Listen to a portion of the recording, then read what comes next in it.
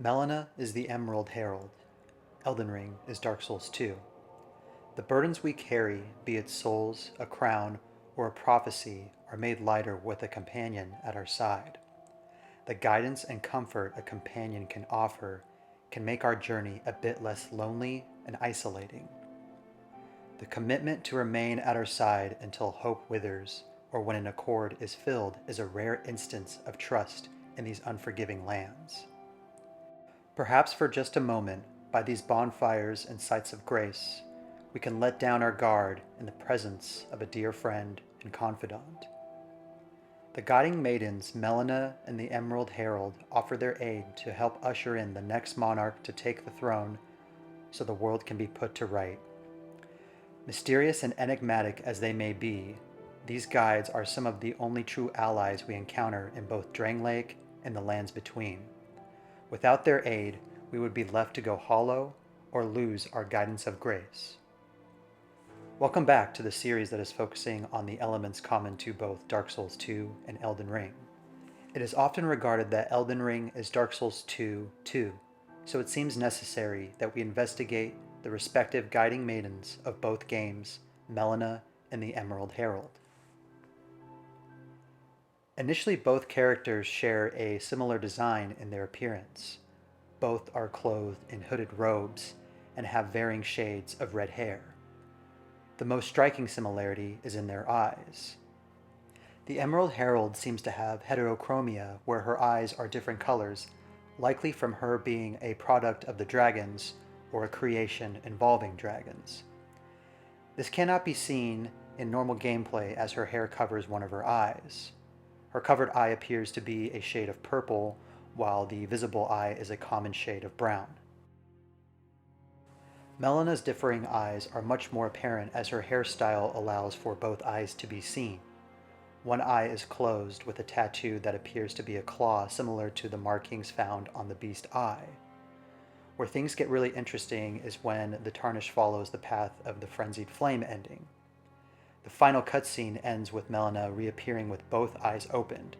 One of these eyes has a murky purple shade to it, reminiscent of the Emerald Herald's appearance. These differing eyes suggest that both characters are not entirely what they may seem to be.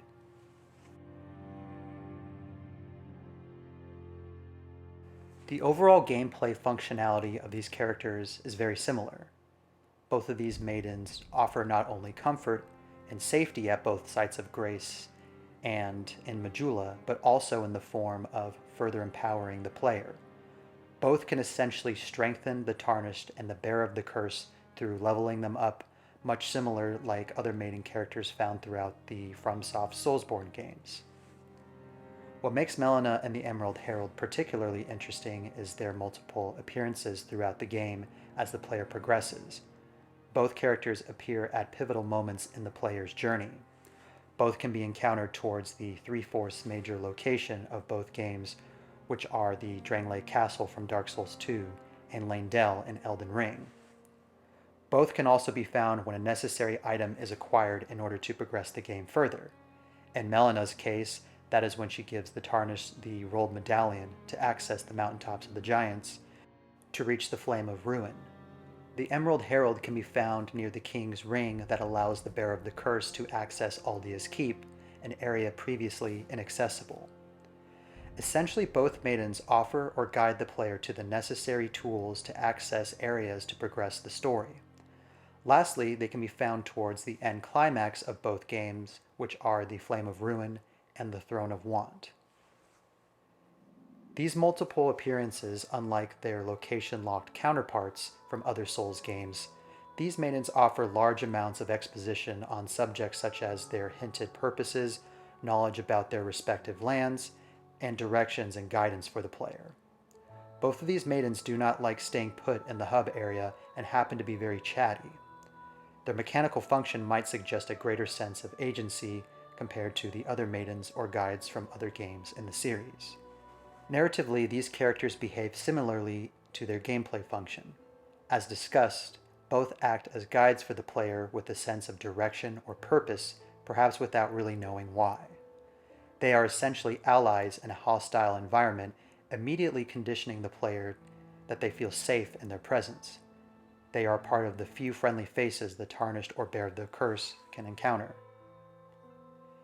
Interestingly enough, both characters are incredibly mysterious when it comes to their intentions for the player and their origins. The Emerald Herald, as she states, was born of dragons and contrived by men. She is clearly not entirely human, as her appearance would suggest as well. She is not fully cued on her purposes, or perhaps she might be withholding that information from the Bearer of the Curse.